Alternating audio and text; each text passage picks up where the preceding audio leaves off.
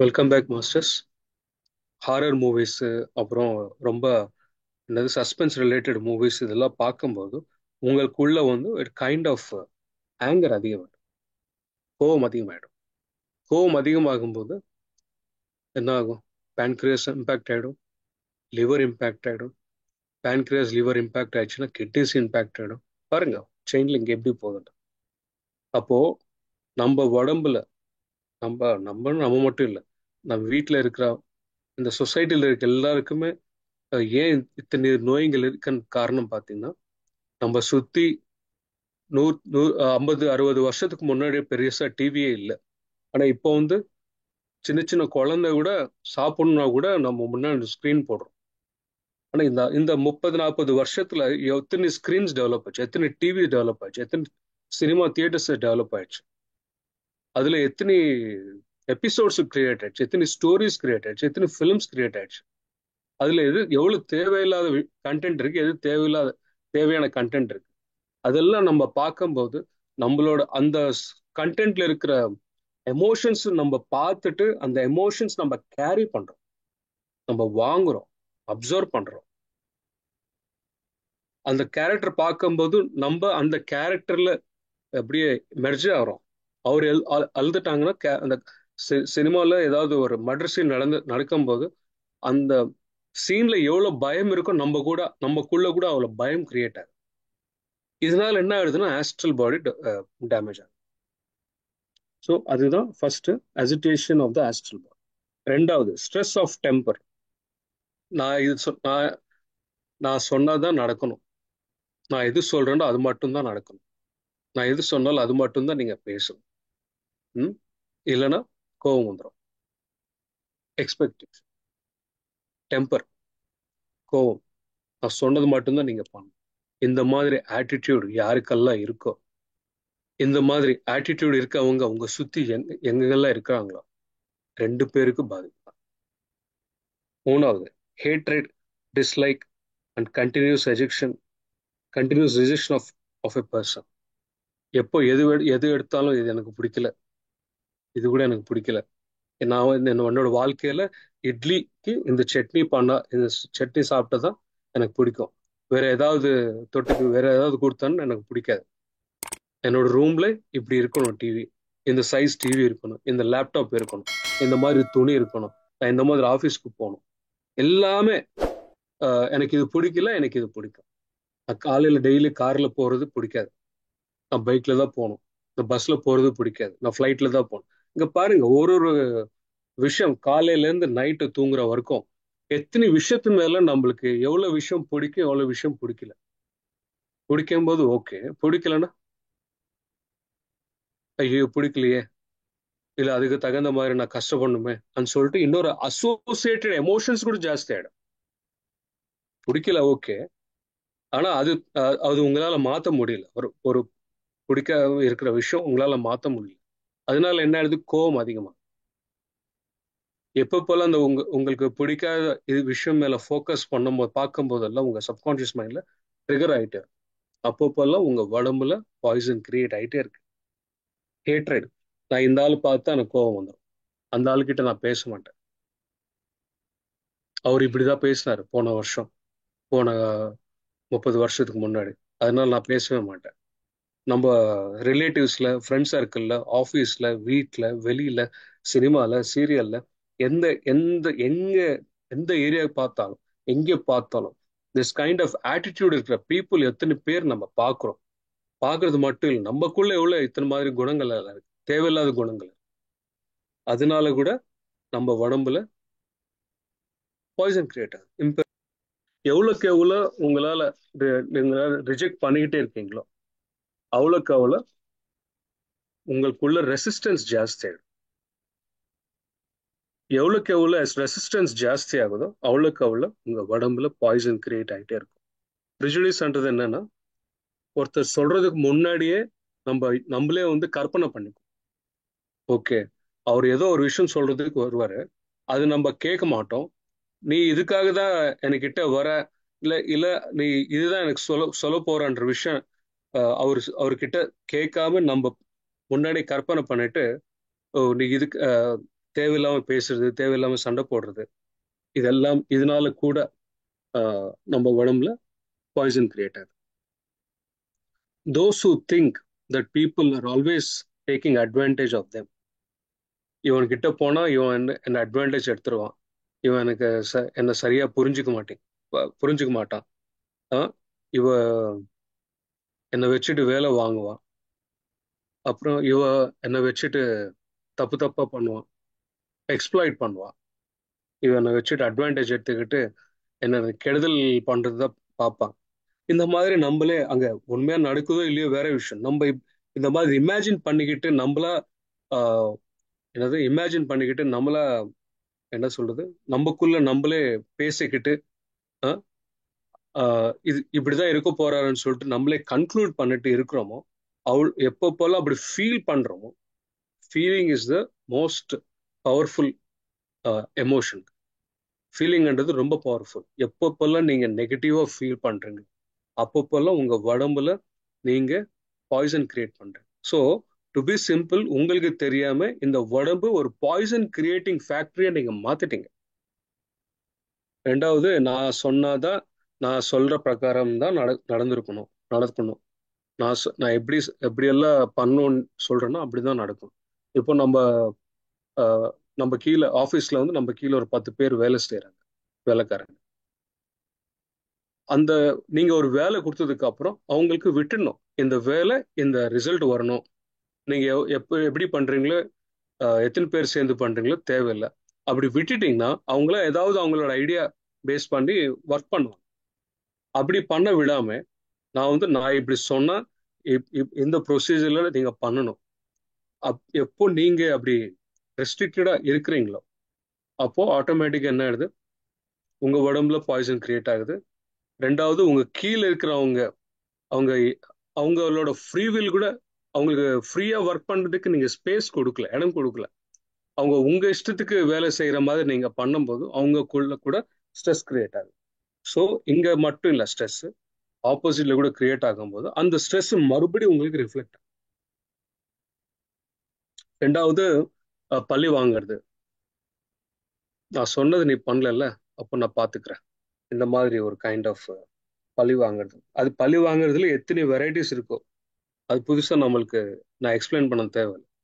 ஏன்னா எஸ்பெஷலி மனுஷங்களுக்கு எல்லாம் தெரியும் எப்படி எல்லாம் பழி வாங்கணுன்றது. நம்மளுக்கு அதுல எக்ஸ்பர்ட் ஆயிட்டோம்ல எத்தனையோ 1000 வருஷத்துல இருந்து. ஸோ அது வந்து நமக்குள்ள இருக்கட்டும், நம்ம வெளியில இருக்கட்டும், ஃபேமிலி மெம்பர்ஸ்ல இருக்கட்டும், ஆஃபீஸ்ல இருக்கட்டும், எங்க வேணாலும் இருக்கட்டும், இந்த ஆட்டிடியூட், அந்த பழி வாங்குற ஆட்டிடியூட் எந்த ரூபத்துல இருந்தாலும், எவ்வளவு இன்டென்ஷனலா இருந்தாலும், அப்பப்பெல்லாம் கிரியேட் ஆகும். கம்ப்ளைனிங் கம்ப்ளைனிங் அவ சரியில்லை, இவ சரியில்லைன்னு சொல்லிட்டு நம்ம கம்ப்ளைண்ட் பண்ணிக்கிட்டே இருக்கோம். அவ அவ போட்ட சாரி சரியில்லை, இவ போட்ட ட்ரெஸ் சரியில்லை, அவனுக்கு அது பண்ண தெரியாது, இது பண்ண தெரியாதுன்னு சொல்லிட்டு ஒரு செகண்ட் கம்ப்ளைண்ட் பண்ணிக்கிட்டே இருப்போம். அதனால கூட நம்ம உடம்புல கிரியேட் ஆயிட்டே இருக்கு. அப்படி கம்ப்ளைண்ட் பண்றதை விட, இப்போ நான் எதெல்லாம் காரணம் சொல்றேனோ அதுக்கு நீங்க ரிவர்ஸ்ல யோசிக்கும் போது இந்த பாய்சன் இது ரிமூவ் பண்ணலாம். இந்த பாய்சன் கரையை கம்ப்ளைண்ட் பண்றதை விட, அங்க ஏன் நடக்காம இருக்கு, அங்க ஏன் தப்பா நடந்துட்டு இருக்கு, அதுக்கு ஏதாவது ப்ராப்ளம் இருக்கா, அதுக்கு என்ன சொல்யூஷன் சொல்லிட்டு நீங்க தேட ஆரம்பிக்கும் போது உங்களுக்கு சொல்யூஷன் கிடைச்சிடும். இந்த சொல்யூஷன் அங்க அப்ளை பண்ணும்போது அங்க பிரச்சனை இருக்காது. No complaint. சொல்யூஷன் இல்லாதனால தான் இந்த கம்ப்ளைண்ட் இருக்கு. ஸோ சொல்யூஷனுக்கு கம்ப்ளைண்ட்டுக்கு ஆப்போசிட் என்னன்னு பார்த்தீங்கன்னா சொல்யூஷன். அந்த சொல்யூஷன் நீங்க கண்டுபிடிங்க. அது நம்மளுக்கு அறிவு இருக்குல்ல, காமன் சென்ஸ் இருக்குல்ல, சிவிக் சென்ஸ் இருக்குல்ல, அதை அப்ளை பண்ணிட்டோம்னா நமக்குள்ள பாய்சன் கிளியர் ஆயிடும், ஆப்போசிட் பர்சன்ல இருக்கிற பாய்சனும் கிளியர் ஆயிடும். அதனால நம்மளும் ஆரோக்கியமா இருக்கலாம், நம்ம சுத்தி இருக்கிறவங்களும் ஆரோக்கியமா இருக்கலாம்.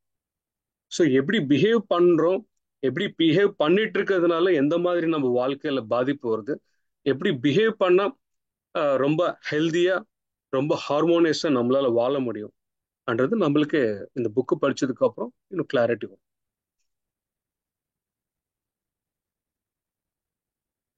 Criticism and gossip. தேவையில்லாத விஷயம் பேசிட்டு இல்லாத விஷயம் இருக்கிற மாதிரி பேசும்போது காசிப்.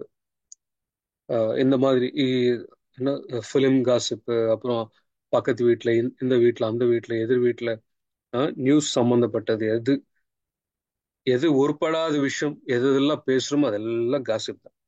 கிரிட்டிசைசிங். அவன் அப்படிதான், அவன் இப்படிதான், அவனுக்கு ஒன்றுமே தெரியுது, இவனுக்கு ஒன்றுமே தெரியாது, அவன் டிஃப்ரெண்டாக பேசிக்கிட்டே இருப்போம். எல்லா நாளில் கூட தேவையில்லாத பேச்சு பேசிக்கிட்டே இருப்போம். இதனால கூட நம்ம நம்ம உடம்புல பாய்சன் கிரியேட் ஆகும். இன்கிராட்டிடியூட், கிராட்டிடியூட் இல்லாம ஒருத்தர் ஹெல்ப் பண்றாரு, நீங்க அவங்களுக்கு தேங்க்ஸ் இது சொல்லாம இருந்தா கூட பரவாயில்ல. ஹெல்ப் பண்ணதுக்கு அப்புறம் கிரிட்டிசைஸ் பண்ணும். நீ ஹெல்ப் இல்லைன்னா இன்னொருத்தர் பண்ண மாட்டாங்க. நீ ஹெல்ப் பண்ணாதான் நீங்க பெரிய ஆளா. இந்த மாதிரி கிரிட்டிசைஸ் பண்றது. ஆஹ் அது இன்னொன்னு, கிராட்டிடியூட் இல்லாம இருக்கிறது, கிராட்டிடியூட் இல்லாம பேசுறது, இதெல்லாம் கூட இரிட்டேஷன் கிரியேட் ஆகும். ரெண்டாவது, டிமாண்ட் பண்றது. நீ கண்டிப்பா இது பண்ணி ஆகணும், வேற வழி இல்லை. நான் ஒரு கொடுக்குறது ஒரு ஒன் ஹவர் டைம்ல தான். இந்த 1 ஹவர் டைம்ல இந்த வேலை நீங்க முடிச்சே ஆகணும். ஒரு டிமாண்ட் பண்றது, ஃபோர்ஸ் பண்றது.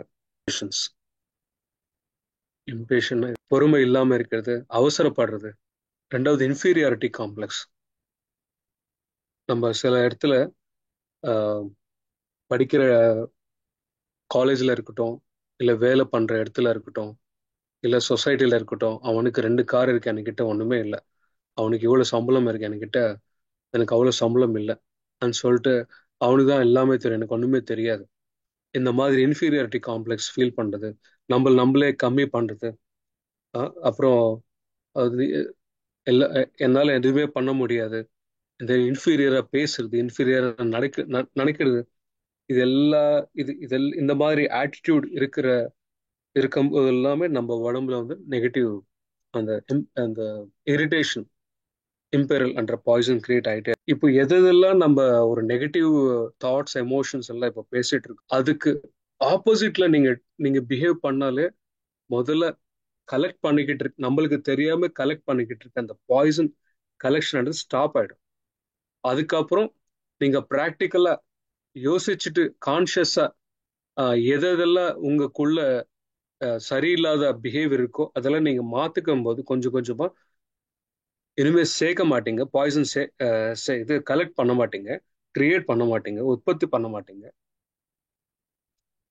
அந்த பிஹேவியர் கொண்டு வந்ததுனால, ஒரு பாசிட்டிவ் சேஞ்ச் கொண்டு வந்ததுனால, இந்த விஷயம் எல்லாம் புரிஞ்சுக்கிட்டு கொண்டு வந்ததுனால என்ன ஆயிடுதுன்னா, அந்த பாய்சன் கூட கரையும். ஆனா ஃபாஸ்டா இந்த பாய்சன் இது கிளியர் பண்ணணும்னு எப்படி கிளியர் பண்ணணும்னு பாத்தீங்கன்னா, ஒன்லி த்ரூ மெடிடேஷன். மெடிடேஷனால என்ன ஆயிடுதுன்னா, நம்மளுக்கு ஒரு தாட்டுக்கு இன்னொரு தாட்டுக்கு நடுவில் கேப் அதிகமாகும் போது வர காஸ்மிக் எனர்ஜி என்ன ஆகுறது, ஆல்ரெடி நம்ம பிசிக்கல் பாடியில இருக்கட்டும், ஆஸ்ட்ரல் பாடியில இருக்கட்டும், எனர்ஜி பாடியில இருக்கட்டும், ஒரு எனர்ஜி சர்க்கியூட்ஸ் இருக்கும் இல்லையா, அதெல்லாம் இந்த பாய்சனால பிரேக் ஆயிருக்கும், ஷார்ட் சர்க்கியூட் ஆயிட்டு இருக்கும், கம்ப்ளீட்டா ஸ்ட்ரக்கா இருக்கும். அந்த மெடிடேஷன் பண்ணும்போது அந்த காஸ்மிக் எனர்ஜினால நம்ம பிசிக்கல் பாடியில இருக்கட்டும், எனர்ஜி பாடியில இருக்கட்டும், ஆஸ்ட்ரல் பாடியில இருக்கிற அந்த எலக்ட்ரிக்கல் சிஸ்டம் எல்லாம் ரிப்பேர் ஆகும். அந்த ரிப்பேர் ஆகும்போது பிரேக் ஆன சர்க்கியூட்ஸ் மறுபடி கனெக்ட் ஆயிடும். அந்த கனெக்ட் ஆகும்போது ஆட்டோமேட்டிக்கா நம்ம இன்டர்னல் ஆர்கான்ஸ்ல ஃப்ளோ ஆக வேண்டிய காஸ்மிக் எனர்ஜி ஃப்ளோ ஆகும்போது, அந்த பார்ட்ஸ்க்கு எனர்ஜி தேவையான எனர்ஜி போகும்போது மறுபடி ஒரு நோயா இருக்கிற ஒரு பார்ட்டும் மறுபடி ஆரோக்கியமா மாறும். இப்படிதான் ஏதோ சில பேர் சொல்லுவாங்க இல்லையா, ஒன்ஸ் நோய் வந்துச்சுன்னா போகாதான்னு சொல்லிட்டு, அது பொய்யுங்க. ரெண்டாவது, ஒரு ராக் சாங்ஸ், தேவையில்லாத லிரிக்ஸ், அப்புறம் ரொம்ப லவுடா கேட்குற சவுண்டு. நம்ம ஏதாவது ஃபெஸ்டிவல் வந்தாச்சுன்னா ஊர்ல ஸ்ட்ரீட்ல பெரிய பெரிய சவுண்ட் பாக்ஸ் போட்டு பாட்டை போட்டுட்டே இருப்பாங்க. அதனால அதனால சவுண்ட் அதிகமா வரும். ஹோல் பஜார், அந்த ஸ்ட்ரீட் ஃபுல்லா சவுண்ட் அதிகமா இருக்கும். உங்க காதுக்கு எவ்வளவு கெப்பாசிட்டி இருக்கோ அந்த கெப்பாசிட்டிக்கு மீறி நீங்க அதிகமான டெசிபிள்ஸ், அதிகமான சவுண்டு கேட்கும் போது உள்ளுக்குள்ள அந்த எனர்ஜி பாடி, ஆஸ்ட்ரல் பாடி ரெண்டுமே டிஸ்டர்ப் ஆகும். அந்த டிஸ்டர்ப் ஆகும் எப்பப்பெல்லாம் எங்கெங்கெல்லாம் டிஸ்டர்பன்ஸ் எதனாலலாம் டிஸ்டர்பன்ஸ் இருக்கோ அதனால ஆட்டோமேட்டிக்காக பாய்சன் கிரியேட் ஆகும். அதே நீங்கள் ப்ளசண்ட் மியூசிக் கேட்கும்போது பாருங்க, ரொம்ப அமைதியாக ரொம்ப ஸ்மூதிங்காக இருக்கும், நம்மளுக்கு கொஞ்சம் ரிலாக்ஸிங்காக இருக்கும். அந்த ரிலாக்ஸிங் டைமில் என்ன ஆகுதுன்னா நமக்குள்ள ஹீலிங் ஆகிட்டு இருக்கு, ஹீலிங் நடந்துட்டு இருக்கும். அப்போ அந்த பாய்சன் வந்து கொஞ்சம் கொஞ்சமாக கரையுதுன்னு அர்த்தம். ரெண்டாவது, எந்த இடத்துல ஃபேக்ட்ரிஸ் இருக்கோ, சில ஃபார் எக்ஸாம்பிள் ரயில்வே ஸ்டேஷன் பக்கத்தில் இருந்தோன்னு, சில டைம்ல ஏர்போர்ட் பக்கத்தில் இருக்கும்போது அந்த ஃப்ளைட்டு டேக் ஆஃப் லேண்டிங் ஆகும்போது பயங்கரமான சவுண்ட் வரும். அப்புறம் இண்டஸ்ட்ரியல் ஏரியாவில் இருக்கும்போது அந்த ஃபேக்ட்ரியோட சவுண்டு கண்டினியூஸாக கேட்டுக்கிட்டே இருக்கும்போது அந்த சவுண்ட்னால கூட நமக்குள்ள டிஸ்டர்பன்ஸ் கிரியேட் ஆகிடும்.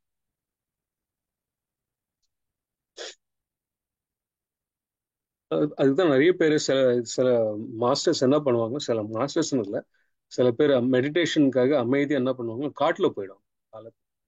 காட்டில் போய் யாருமே எங்கேயுமே சவுண்டு பொல்யூஷன் இல்லாத இடத்துக்கு போனீங்கன்னா அப்போதான் மைண்ட் ஆட்டோமேட்டிக்காக செட் ஆகி ரொம்ப சீக்கிரமாக மெடிடேஷன் தாட்லெஸ் ஸ்டேட்டுக்கு போகிறதுனால அவங்களுக்குள்ள நிறைய காஸ்மிக் எனர்ஜி வந்ததுனால உள்ளுக்குள்ள டேமேஜ் ஆன ஃபிசிக்கல் நர்வஸ் சிஸ்டம், எனர்ஜி பாடியில் இருக்கிற நாடி மண்டலம், அப்புறம் இந்த ஆஸ்ட்ரல் பாடியில் இருக்கிற அந்த எனர்ஜி சர்க்கியூட்ஸ் எல்லாமே ரிப்பேர் ஆகி மறுபடி ரொம்ப ஹெல்த்தியாக இதாகிடும். சில விஷயம் ரெண்டாவது வந்து எந்த ரூம்ல ரொம்ப இரிட்டேட்டட் பர்சன்ஸ், ஃபார் எக்ஸாம்பிள் ஆஃபீஸில் ஒரு ரூமில் ஒரு 2 3 பேர் இருக்காங்கன்னா அந்த 2 3 பேரில் ஒருத்தர் அவங்களுக்கு தெரியாம சின்ன சின்ன விஷயத்துக்கெல்லாம் இரிட்டேட் ஆகிட்டே இருக்காருன்னா அவர் உட்கார்ற சேர், டேபிள், லேப்டாப், அவர் சுற்றி இருக்கிற புக்ஸு, அந்த ரூம் ஃபுல்லாக பாய்சன் ஆகிடும். அது அந்த மாதிரி ஆளுங்க பக்கத்தில் இருக்கும்போது நம்மளோட ஆறால அந்த பாய்சன் வந்து கொஞ்சம் கொஞ்சமாக சேரும். ஏன்னா ஆறால மட்டும் இல்லை, நம்ம அவர்கிட்ட இருக்கும்போது அவங்க கிட்ட பேசும்போது கூட அந்த சவுண்ட்னால நம்ம உடம்புல அந்த பாய்சன் வந்து சேரும். யாரெல்லாம் தேவையில்லாத விஷயத்து மேல ஆர்குமெண்ட் பண்றாங்களோ தயவு செய்து அங்கேருந்து ஓடி போயிடுங்க, கிட்ட கூட போகாதீங்க. ஏன்னா யாரெல்லாம் நெகட்டிவா பேசுறாங்களோ அவங்க உடம்பு ஃபுல்லா நெகட்டிவ் பாய்சன் தான் இருக்கும்.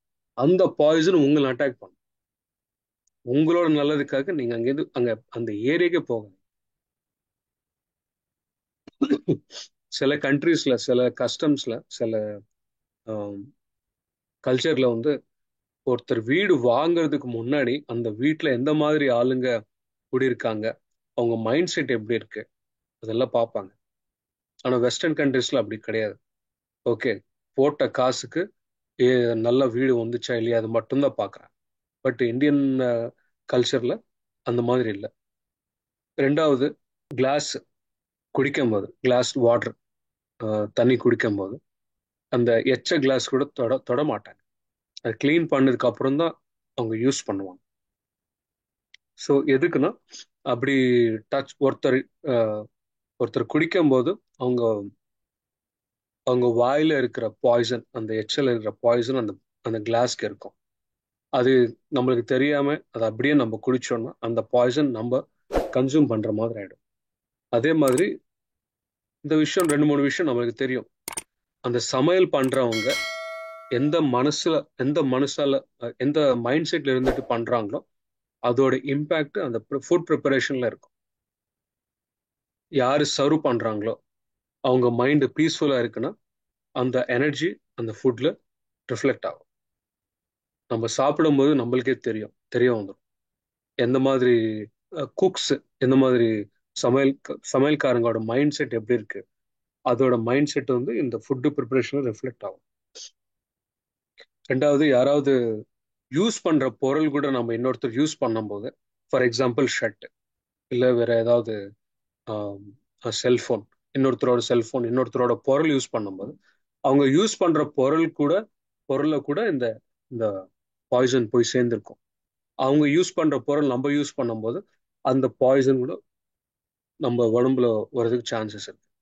ஆனா இந்த வாட்டர்ல, எஸ்பெஷலி வாட்டர்ல அந்த பாய்சன் வந்து கண்டாமினேட் ஆகாதான். அந்த இப்போ ஃபார் எக்ஸாம்பிள் ஒரு ஒரு ரிவர்ல ஒரு ரொம்ப நெகட்டிவ் பர்சன் போறாருன்னா அந்த வாட்டர்ல அந்த நெகட்டிவ் அந்த பாய்சன் வந்து கண்டாமினேட் ஆகாது.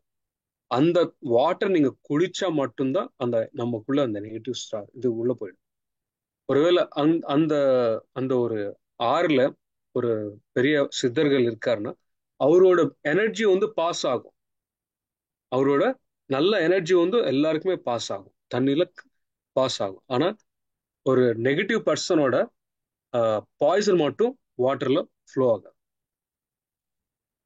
கும்பமேளால பாத்தீங்கன்னா ஹிமாலயஸ்ல இருந்து எத்தனையோ மாஸ்டர்ஸ் வந்துட்டு அந்த தண்ணியில அவங்க ஆஹ், குளிச்சதுக்கு அப்புறம் மத்த சாதாரண மக்கள் போயிட்டு குளிச்சுடுவாங்க. எதுக்குன்னா அந்த ஹிமாலயஸ் மாஸ்டர்ஸ் உள்ள இருக்கிற அந்த எனர்ஜி வந்து அங்க அந்த தண்ணியில பாஸ் பண்ணுவாங்க. அதே அதே அந்த அந்த எனர்ஜி வந்து தண்ணியில் ஃப்ளோ ஆகுது. ஆனா அந்த அதே வாட்டர்ல பாய்சன் மட்டும் இது ஃப்ளோ ஆகுது. இட்ஸ் ஒன் ஆஃப் த கேரக்டர்னு சொல்றேன்.